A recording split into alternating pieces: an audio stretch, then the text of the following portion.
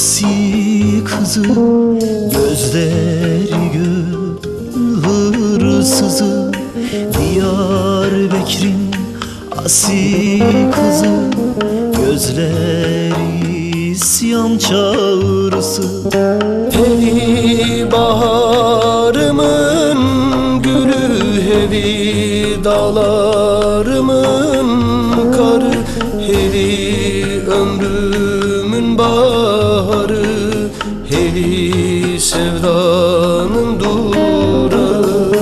Hevi baharımın gülü, hevi dağlarımın karı, hevi ömrümün baharı, hevi sevdan durağı.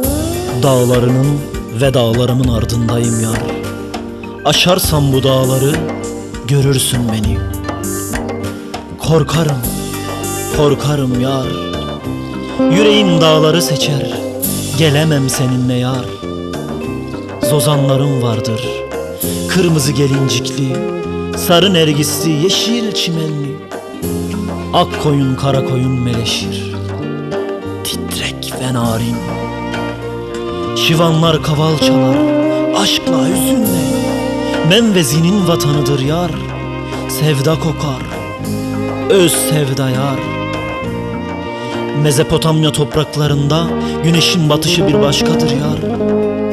Mor dağların ardında hazin batar, umutla doğar oy yar. Rüzgara kaptırırım yüreğimi, deli bir tay gibi. Mezopotamya topraklarında koşarım, koşarım yar. Malabade köprüsünden geçerim, Nemrut'a güneşle batarım. Cudi'de Nuh'un gemisiyle yeryüzüne ayak basıp yeniden doğarım. Diyarbakır'ın surlarında sabahlarım, Dicle ile akıp Hasenkef'te konaklarım. Korkarım, korkarım yar. Yüreğimi Hasenkef'in gizemine kaptırırım. Gelemem seninle yar. Mardin beni mest eder, tanıyamam seni yar. Durmaz yüreğim, serhatlara uçar, karların ve rüzgarların ülkesine.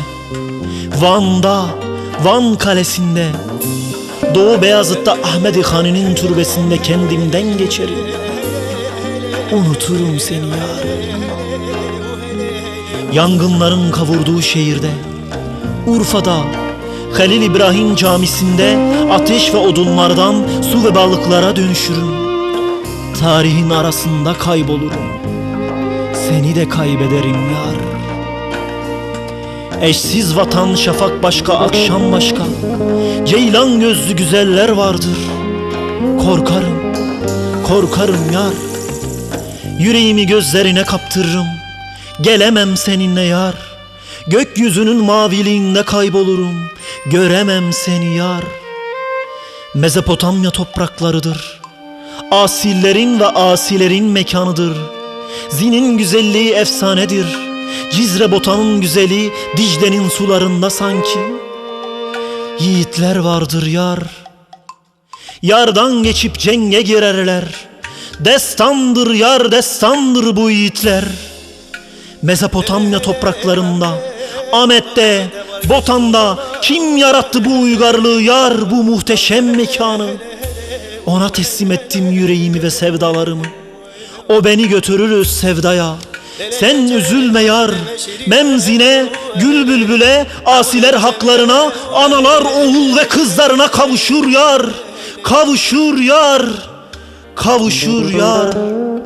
Nergis takar saçlarına, gül kokulu mevsimlerde su içirir avucuyla, isyan akan nehirlerden.